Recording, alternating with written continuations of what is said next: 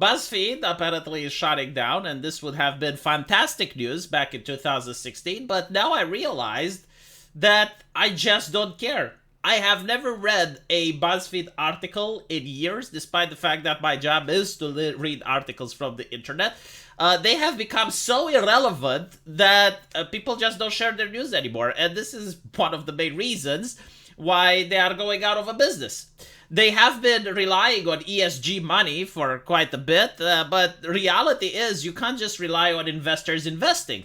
You need to have customers, which BuzzFeed apparently doesn't have. Now, if you don't know why a lot of people are happy that they're hearing this news, it's due to the fact that BuzzFeed was one of the major forces that pushed wokeness into entertainment.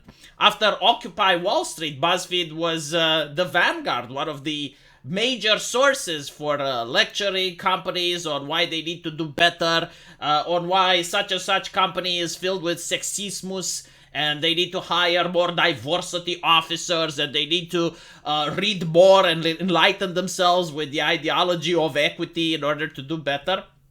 So that's when a lot of comic book companies, a lot of video gaming companies became woke and pushed the stories that we all love and enjoy today.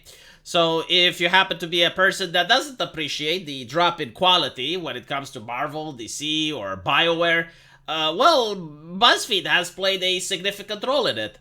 It's also their involvement with Gamergate, which has to be an interesting observation, especially due to their grand levels of concern trolling. You see, in a time when you had a lot of sex scandals from Tiger Woods, from Bill Clinton, to Hulk Hogan, they didn't have any problem with those. No, it's only when Zoe Quinn had hers that they said, oh my god, the only reason this is happening is because of the grand misogynismus that permeates every fabric of our society. And yeah, people didn't really appreciate that.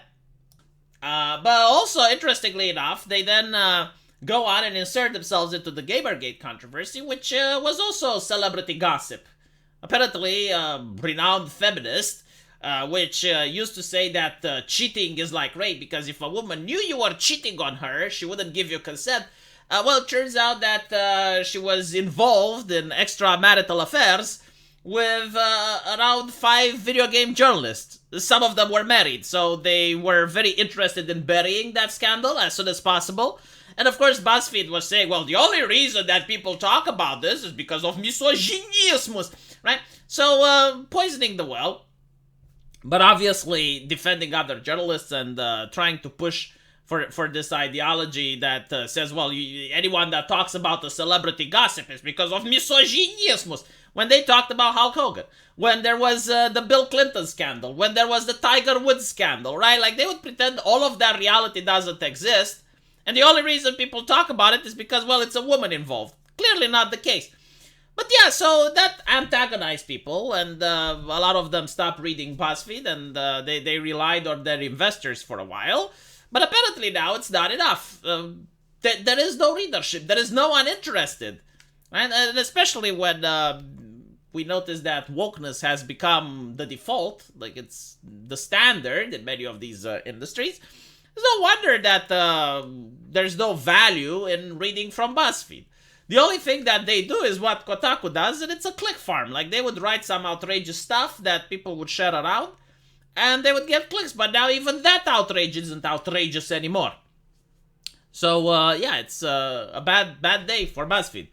Apparently, there's going to be some restructuring, and some of the people that are working there are going to be hired by other companies.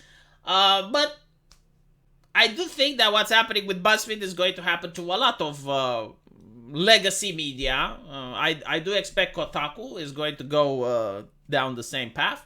Probably Polygon, although Polygon is doing a lot better, and they may hold out for a little while longer.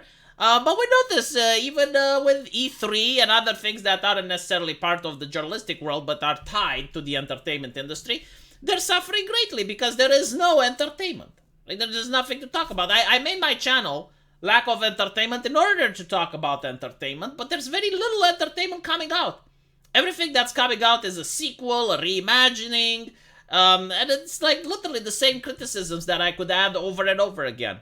To the point where no one cares, no one watches. People are tuning into anime, they're tuning into other forms of entertainment, just not this. Which is kind of sad because I know that America is capable still of creating entertainment, but the gatekeepers, the actual gatekeepers that decide what gets to be written and not, are preventing that from happening. Fortunately, though, these gatekeepers are going out of business.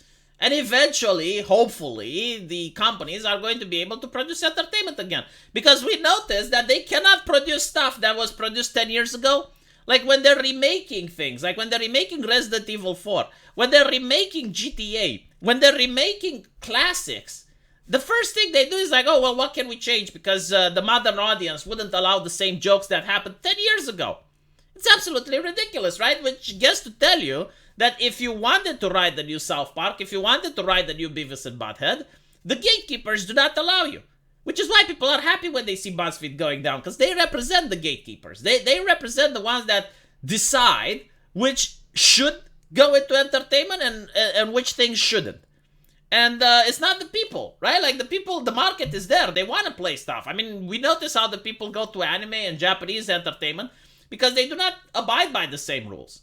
Legacy of the Shield Hero, Uzaki-chan, Attack on Titan, all these animes have been attacked by these gatekeepers saying that they're unacceptable, but meanwhile, they're immensely popular, right? So they're the middleman that gets to place themselves between the consumer and the person actually making the product, saying that, no, you're not allowed to read this, you're not allowed to watch this, you're not allowed... They're trying to be your mommy and daddy. So yeah, while I normally do not celebrate seeing people losing their jobs and getting fired, the fact that it's happening to these individuals, which actively play a role in preventing me from getting the type of entertainment and the product that I want to get, what more can I say? And not to mention, like, if you look at Polygon, I don't know about Buzzfeed, but I do know that Polygon had Ben Kuchera, a journalist that was trying to get someone fired on Twitter because they had a disagreement over video games. Like, the guy worked at a company called Dix. Apparently, like, it was a sports company or something, right? And he disagreed with Ben Kuchera over, I think it was, like, sexism in video games or something. And he immediately, like, tagged the company. It's like, hey, do you know that this guy works for you? Clickety-clickety-clack. So these are the individuals that we're talking about. What more can I say? Let me know what you guys think, and if you like the video, do consider subscribing and giving a thumbs up. And if so, for some really bizarre reason you happen to like it a lot, there's also the option of super thanking me, and I would really appreciate that.